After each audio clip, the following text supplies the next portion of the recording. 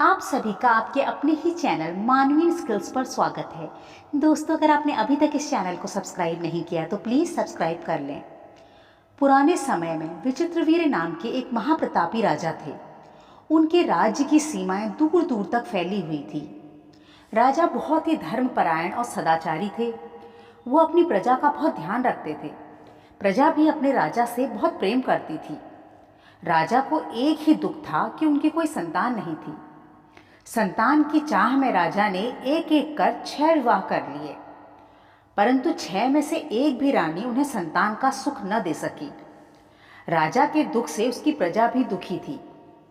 प्रजा सदा पूजा पाठ, हवन इत्यादि में यही कामना करती कि उनके राजा के घर उनके उत्तराधिकारी का जन्म हो जाए। राजा भी दिन रात ईश्वर से यही कामना करता कि कम से कम उसे एक संतान तो प्राप्त हो। एक दिन राजा शिकार खेलने जंगल में गया। एक हिरन का पीछा करते करते राजा बहुत दूर घने जंगल में पहुंच गया। उसे बहुत तेज प्यास लगी थी। वह अपने घोड़े से उतरा और पानी ढूंढने लगा। थोड़ा आगे जाने पर उसे किसी झरने के गिरने की आवाज़ सुनाई दी। प्यासा राजा आवाज़ की दिशा में चल दिया। थोड़ा दूर चलने पर उसे झरझर कर बहता हुआ एक निर्मल झरना दिखाई दिया। राजा बहुत प्यासा था। वह जल्दी से पानी पीने के लिए झरने की तरफ बढ़ने लगा। अचानक राजा को एक आवाज़ सुनाई दी। ठहरिए, कहाँ चले आ रहे हैं? दिखाई नहीं देता? मैं यहाँ पर स्नान कर रही हूँ। राजा ने तुरंत उस ओर देखा तो वहाँ एक लड़की स्नान कर रही थी। राजा ने तुरंत अपनी नज़रें हटा ली और उसकी तरफ पीठ कर ली और बोले, देवी क्षमा करें, मुझे बहुत तेज़ प्यास लगी थी। अपनी प्यास के चलते मैं देख ही नहीं पाया कि आप यहाँ स्नान कर रही हैं। मैं पानी पी लूँ फिर यहाँ से चला जाऊँगा। वैसे भी मैं रास्ता भटक गया हूँ। यह कहकर राजा पानी पीने लगा। पानी पीने के बाद राजा ने कहा, देवी आप कौन हैं और इतने निर्जन वन में क्या कर रही हैं? तब तक वह लड़की स्नान कर चुकी थी और राजा से बोली, मैं यहीं पास के गांव में रहती हूँ। यह झरना जंगल के बीचों बीच है।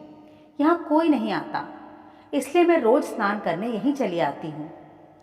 चलिए मैं आपको यहाँ से बाहर निकलने का मार्ग बताती हूँ। यह कहकर उसने राजा से पूछा, आपको भूख लगी होगी, मेरे पास कुछ फल हैं।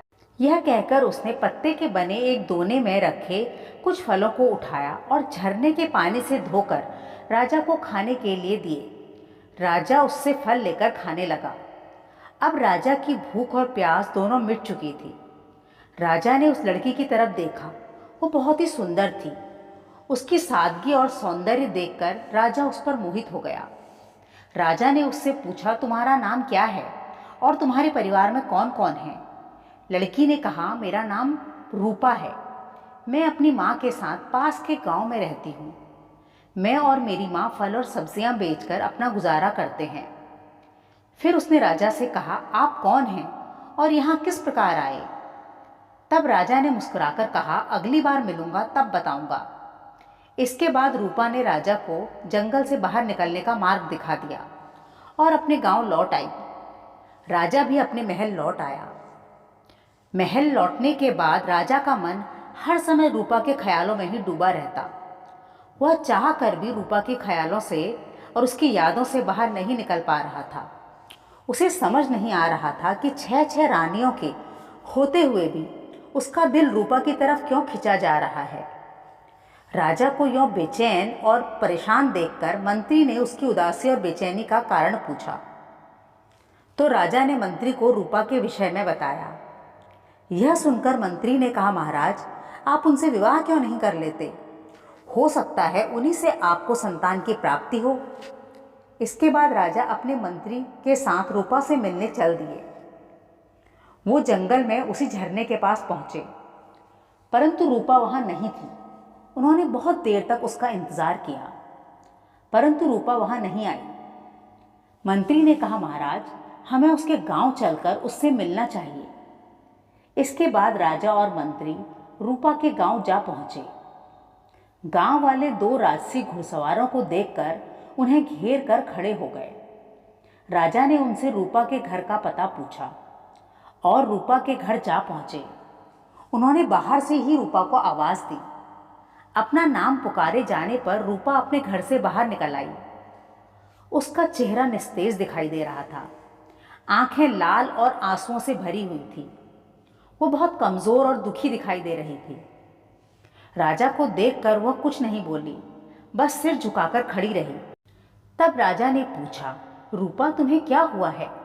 इस पर वहां एकत्रित गांव वालों ने राजा को बताया कि इस बेचारी का इसकी मां के अलावा कोई और नहीं था, परंतु एक सप्ताह पहले एक सांप ने इसकी मां को डस लिया, जिसके कारण उसकी मृत्यु हो गई।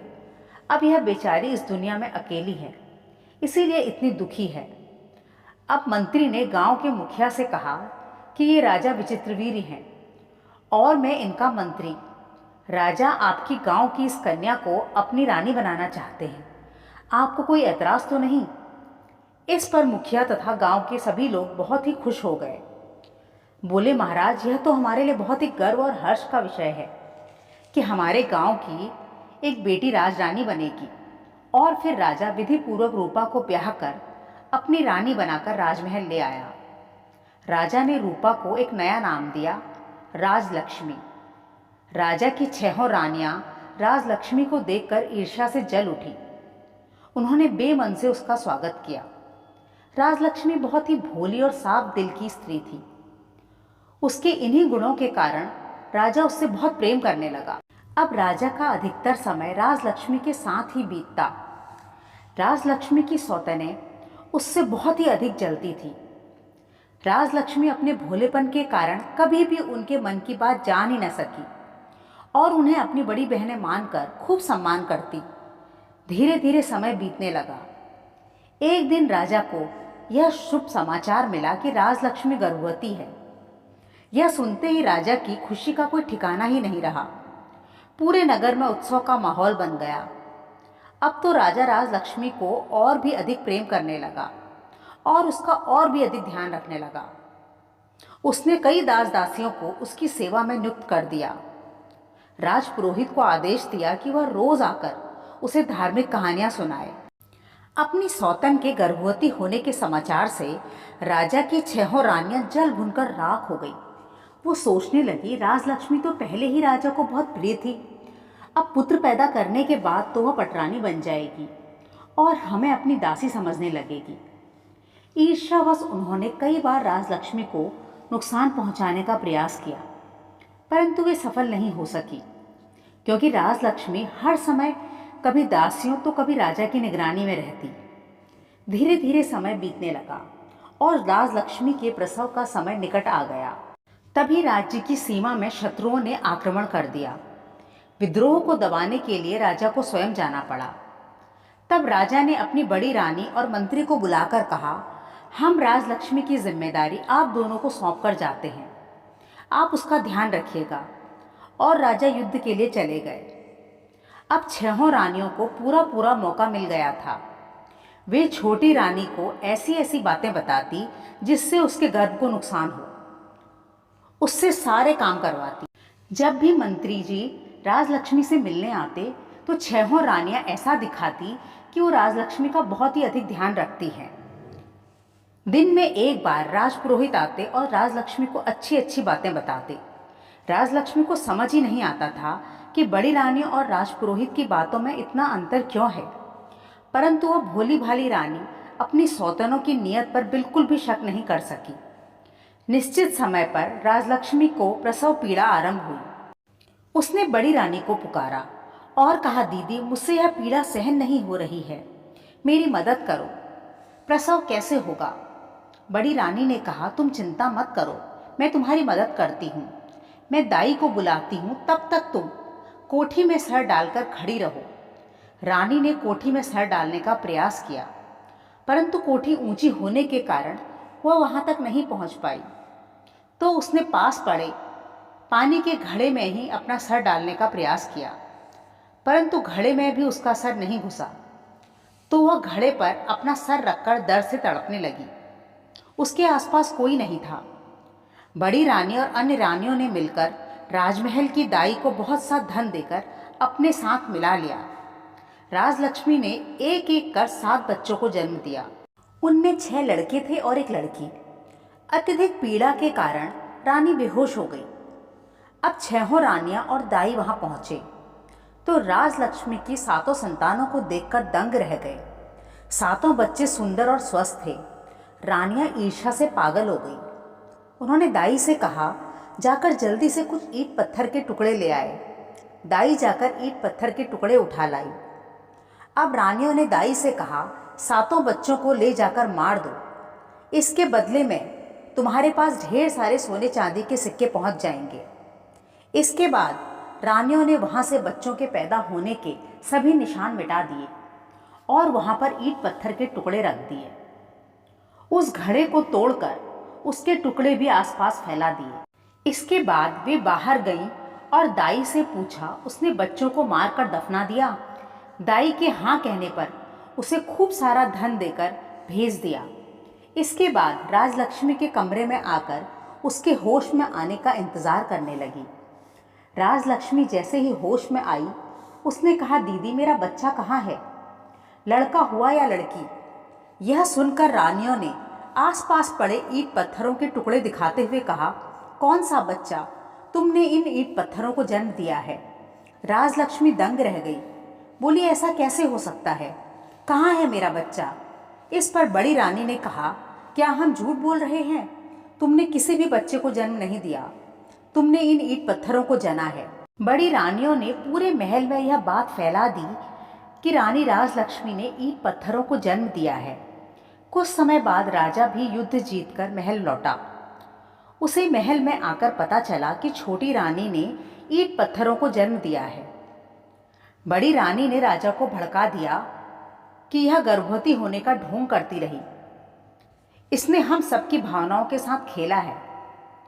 इसने अपनी भोली भाली सूरत का फायदा उठाकर पूरे राज्य को धोखा दिया है और राजा को वह ईंट पत्थर दिखा दिए। यह देखकर राजा गुस्से से आग बबूला हो उठा और राजलक्ष्मी के पास जा पहुंचा। उससे बोला, मैं सोच भी नहीं सकता था कि इतने मासूम चेहरे के पीछे इतनी धूर्त औरत छिपी है। तुमने ऐसा क्यों किया? इतना बड़ा धोखा। मेरे प्रेम में कहाँ कमी रह गई थी? रानी ने अपनी सफाई में कुछ कहना चाहा, पर राजा ने उसकी एक न सुनी और बोला, आज के बाद से तुम मुझे अपनी मनहूस शक्ल मत दिखाना। इतना कहकर राजा वहां से चला गया। अब तो राजा की छहों रानियां खुशी से झूम उठी। उनकी मन की मुराद जो पूरी हो गई थी, उन्होंने राजलक्ष्मी को अपनी दासी बना लिया और उसके साथ दासियों से भी बुरा व्यवहार करने लगी। दीनहीन राजलक्ष्मी पर मानो दुखों का पहाड़ टूट पड़ा। वह मासूम समझ ही नहीं पाई कि उसके साथ यह क्या हुआ। उसका पति, उसकी संतान, सुख, समृद्धि सब एक ही पल में उससे छिन गए थे। इसे अपना भाग्य मानकर वह दासियों की भांति महल के सभी कार्य करने लगी और अपना जीवन बिताने लगी। कई बार उसके मन में आता कि वापस अपने गांव चली जाए, परंतु फिर वह सोचती कि उसके गांव के लोग यह सोचकर बहुत खुश हैं कि उनकी गांव की बेटी रूपा महलों की राजलक्ष्मी है। उन्हें मुझे इस हाल में देखकर बहुत दुख और शर्मिंदगी होगी। यही सोचकर वो चुपचाप सारे जुल्म सहती रहती और इसी प्रकार दिन बीतने लगे। एक दिन राजा के दरबार में उनसे मिलने पास ही के गांव का एक मुखिया आया। मुखिया ने कहा, महाराज, एक अजीबोगरीब बात है जो मैं समझता हूं कि आपको पता होनी आवश्यक है। राजा ने पूछा, ऐसी कौन सी बात है जो तुम्हें लगता है कि मुझे पता होनी चाहिए? इस पर मुखिया ने कहा, महाराज, हमारे गांव के पास जंगल में एक स्थान पर एक चंपा का पेड़ है। उसको चारों तरफ से बांस के पेड़ों ने घेर रखा है। ऐसा लगता है कि जैसे वे बांस के पेड़ उस चंपा के पेड़ की सुरक्षा कर रहे हों। उस चंपा के पेड़ पर बड़े ही सुंदर सुगंधित पुष्प लगते हैं। महाराज, उन पेड़ों को किसी ने नहीं लगाया, वो अपने आप उगाए हैं। महाराज, जब भी कोई चंपा के उस पेड़ से फूल तोड़ने की कोशिश करता है तो वह चंपा का पेड़ अपने चारों तरफ लगे बांस के पेड़ों से बात करने लगता है। बांस के पेड़ भी उससे बात करते हैं। इस पर राजा तथा सभी दरबारी आश्चर्यचकित रह गए। राजा ने कहा, ऐसा कैसे हो सकता है? पेड़ बातें कैसे कर सकते हैं? वैसे वो आपस में क्या बातें करते हैं? मुखिया ने कहा, महाराज, जब भी कोई ग्रामीण फूल तोड़ने के लिए हाथ बढ़ाता है तो चंपा के पेड़ से आवाज आती है, भाई बांस, ग्रामीण फूल तोड़ने आए हैं, इन्हें फूल तोड़ने दूं या लगूं आकाश। तब बांस के पेड़ों से आवाज आती है, ना बहन, लग जा आकाश। इसके बाद महाराज, उस चंपा के पेड़ की डालियां आकाश की तरफ बढ़ जाती हैं और इतनी ऊंची हो जाती हैं कि कोई ग्रामीण उन्हें छू भी नहीं सकता। महाराज, हम सभी गांव वाले यह देखकर विस्मित हैं और मुझे अपना फर्ज लगा कि मैं आपको आकर इस विषय में सूचित करूं। राजा ने अपने मंत्री से कहा, आप वहां जाकर देखें कि मुखिया जी की बातों में कितनी सच्चाई है। मंत्री गांव के मुखिया के साथ उसी स्थान पर पहुंचा जहां पर वह चंपा का पेड़ था। मंत्री ने देखा कि चंपा का पेड़ सुंदर फूलों से लदा हुआ था। उसकी सुगंध दूर दूर तक फैली हुई थी। कई सारे चंपा के फूल जमीन पर बिखरे हुए थे। चंपा के पेड़ को कुछ बांस के पेड़ों ने चारों तरफ से घेर रखा था, मानो उसकी सुरक्षा कर रहे हों। अभी चंपा के पेड़ की डालियां सामान्य ऊंचाई पर थी। मंत्री जी ने जैसे ही फूल तोड़ने के लिए हाथ बढ़ाया तो चंपा के पेड़ से आवाज आई, भाई बांस, हमारे मंत्री जी फूल तोड़ने आए हैं, मैं झुकूं या लगूं आकाश। इतना सुनते ही मंत्री जी ठिठक कर रुक गए। तभी चारों तरफ लगे बांस के पेड़ों से आवाज आने लगी, बहन चंपा, ये वही मंत्री जी हैं जिन पर हमारी माँ की जिम्मेदारी थी, पर ये अपनी जिम्मेदारी निभा नहीं पाए, इसीलिए तू मत लग इनके हाथ, बहन तू लग जा आकाश। इतना सुनते ही चंपा के पेड़ की डालियां आकाश छूने लगी और उसके फूल सबकी पहुंच से बाहर हो गए। उस आकाश चंपा और बांस के पेड़ों को देखकर मंत्री जी हक्के बक्के रह गए। तभी बांस के पेड़ों और चंपा के पेड़ों से आवाज आई, जाइए मंत्री जी, आप इन फूलों के योग्य नहीं हैं, आप अपनी जिम्मेदारी निभाने के योग्य भी नहीं हैं। तभी तो आपने अपनी छोटी रानी का ध्यान नहीं रखा, उनके प्रसव के समय उन्हें अकेला छोड़ दिया। अब जाइए यहाँ से। यह सुनकर मंत्री जी सोच में पड़ गए कि क्या सचमुच महाराज की अनुपस्थिति में मैंने रानी का पूरी तरह से ख्याल नहीं रखा? क्या सचमुच रानी के साथ कोई षड्यंत्र हुआ है? मुझे अपनी निगरानी में ही रानी का प्रसव कराना चाहिए था। यह सोचते हुए मंत्री जी चंपा और बांस के पेड़ों से पूछने लगे कि बताओ, मुझसे क्या गलती हुई है, तुम यह सब कैसे जानते हो? परंतु चंपा व बांस के पेड़ों ने अब बोलना बंद कर दिया। अब उनसे कोई आवाज नहीं आ रही थी। मंत्री जी ने बार बार पूछा पर कोई आवाज नहीं आई। मंत्री जी राजा के पास महल लौट आए और राजा को सारी बात बताई और बोले, महाराज, कुछ तो हुआ है, एक बार आप चलकर देखें, हो सकता है आकाश चंपा और बांस के पेड़ आपको कुछ बताना चाहते हों। राजा ने कहा, ठीक है, हम वहां चलेंगे और अपनी रानियों को भी ले चलेंगे। तभी मंत्री जी ने कहा, महाराज, हमें छोटी रानी राजलक्ष्मी को भी अपने साथ ले जाना चाहिए, क्योंकि आकाश चंपा और बांस के पेड़ों ने मुझसे कहा कि मैंने राजलक्ष्मी के प्रसव के समय उसका ध्यान नहीं रखा। मुझे लगता है इसमें कुछ तो रहस्य है। राजा ने कहा, ठीक है, उसे भी ले चलो, परंतु उसे मेरे सामने मत आने देना।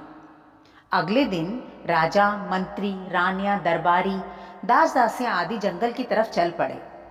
राजा की 6 रानियां पालकी पर तथा राजा, मंत्री व अन्य दरबारी घोड़े पर सवार थे। छोटी रानी राजलक्ष्मी दासियों के साथ पैदल चल रही थी। वे सभी उसी स्थान पर पहुंचे जहां पर वह आकाश चंपा व बांस के पेड़ थे। चंपा के फूलों की सुगंध से सारा जंगल महक रहा था। चंपा के फूलों से पूरा पेड़ लदा हुआ था। राजा अपनी रानियों के साथ मंत्रमुग्ध सा खड़ा देख रहा था।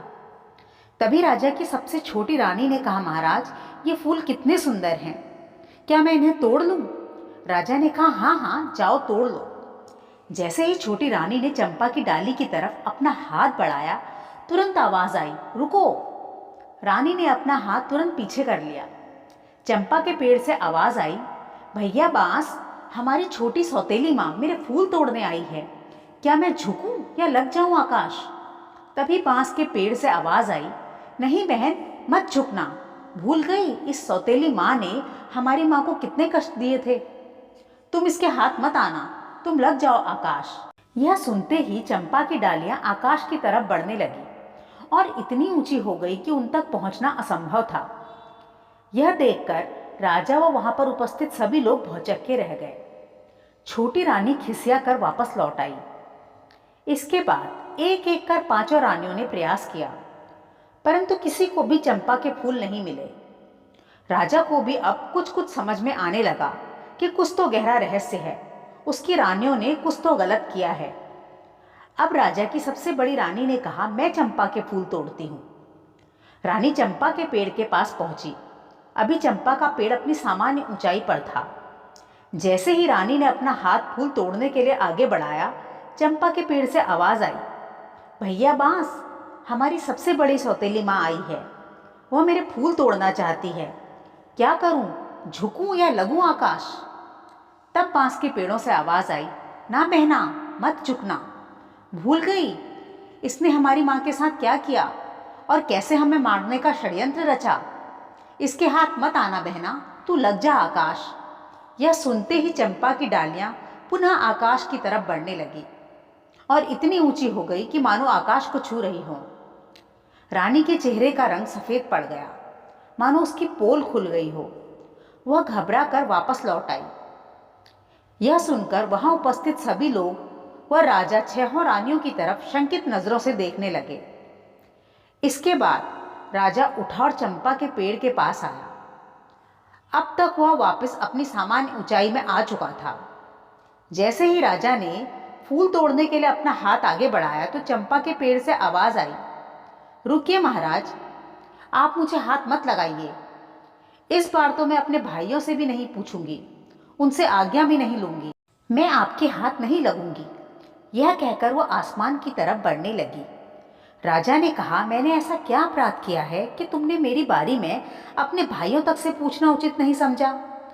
तब चंपा के पेड़ ने कहा, आपने अपनी पत्नी राजलक्ष्मी के साथ अन्याय किया। दूसरों की बातों में आकर अपनी संतान की कोई खोज खबर नहीं ली। एक बार भी यह जानने का प्रयास नहीं किया कि आपकी सबसे छोटी रानी की बातों में सच्चाई भी हो सकती है। आपने भी अपराध किया है, इसलिए मैं आपके हाथ कभी नहीं लगूंगी। आप यहाँ से चले जाएं। अब राजा पीछे लौट आया, परंतु वह पूरी तरह समझ नहीं पा रहा था कि यह क्या हो रहा है। इसके बाद मंत्री ने राजा से कहा, महाराज, एक बार छोटी रानी राजलक्ष्मी को भी यह अवसर मिलना चाहिए। अब तक की घटना से राजा को यह तो समझ में आ गया था कि कुछ तो हुआ है। हो सकता है छोटी रानी के प्रसव के समय राजमहल में कोई षड्यंत्र रचा गया हो। यह सोचकर राजा ने रानी राजलक्ष्मी को फूल तोड़ने की आज्ञा दे दी। राजलक्ष्मी धीरे से उठी। उसने पास जाकर चंपा के पेड़ के तने को छुआ।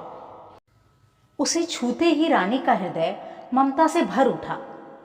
उसकी आंखें छलक आई और वह प्यार से उसकी डालियों को सहलाने लगी।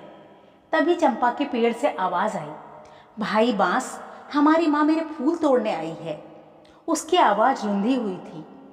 वह बोली, भैया, आज माँ ने पहली बार मेरा स्पर्श किया। मैं बता नहीं सकती मैं कितनी आनंदित हूँ। मेरा दिल कर रहा है कि अपने सारे फूल अपनी माँ के चरणों में अर्पित कर दूँ। तब बांस के पेड़ों से आवाज आई, बहन, तुम कितनी भाग्यशाली हो, तुम्हें हमारी माँ ने स्पर्श किया। माँ के चरणों में तो स्वर्ग होता है। तुम्हारा जो मन करे वह करो। यह सुनते ही चंपा के पेड़ ने अपने सारे फूल रानी के चरणों में गिरा दिए। रानी के ऊपर फूलों की वर्षा कर दी। रानी सर से लेकर पांव तक फूलों से ढक गई।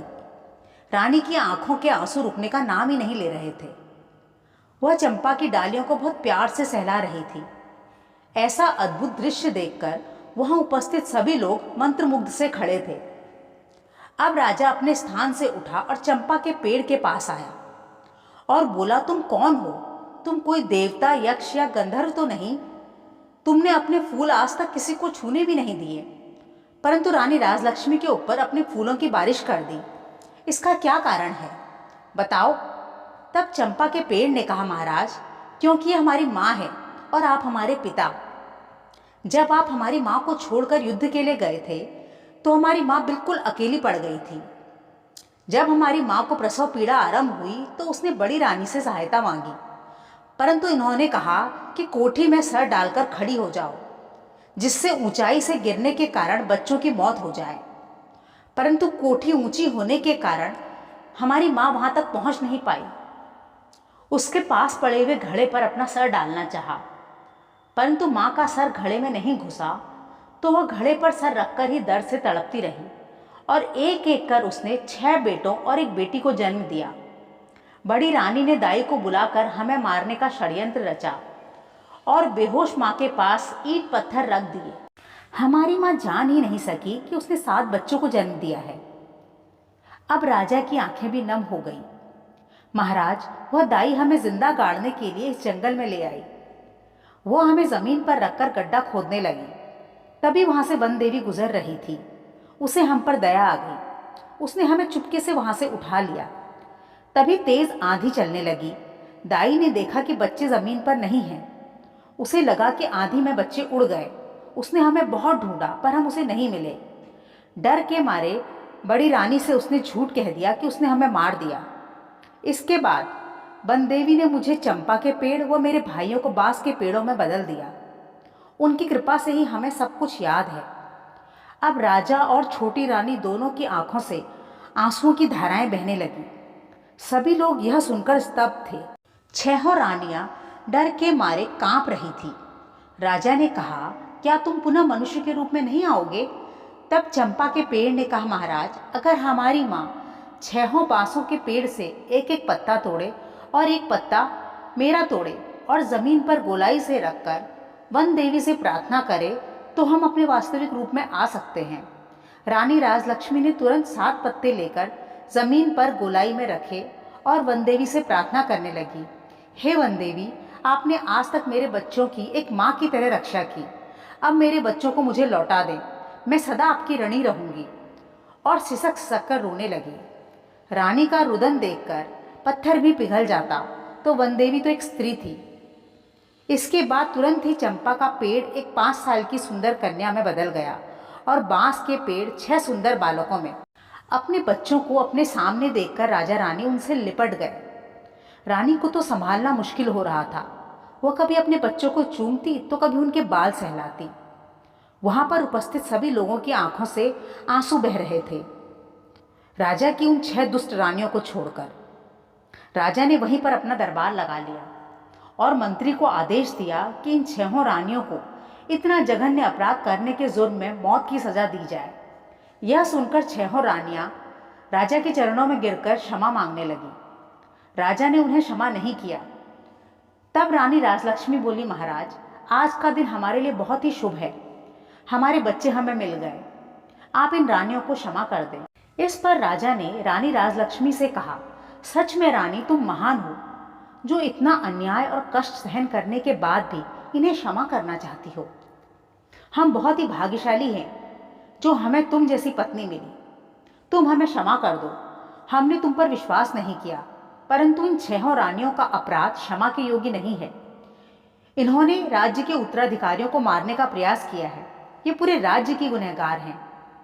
मैं इतना कर सकता हूं कि इनके मृत्युदंड के स्थान पर इन्हें आजीवन कारावास की सजा सुनाता हूं। ये जब तक जीवित रहेंगी कारावास में रहेंगी। वहां इन्हें बस एक वक्त का भोजन मिलेगा। इसके बाद सैनिकों ने 6 रानियों को बंदी बना लिया। राजा अपनी पत्नी राजलक्ष्मी और 7 बच्चों के साथ राजमहल लौट आए। उन्होंने राजलक्ष्मी को अपनी पटरानी घोषित किया। इस प्रकार रानी राजलक्ष्मी के सभी दुख और कष्ट दूर हो गए और अपने पति और बच्चों के साथ सुखपूर्वक जीवन जीने लगी। तो दोस्तों, सच्चाई और अच्छाई की सदा ही जीत होती है।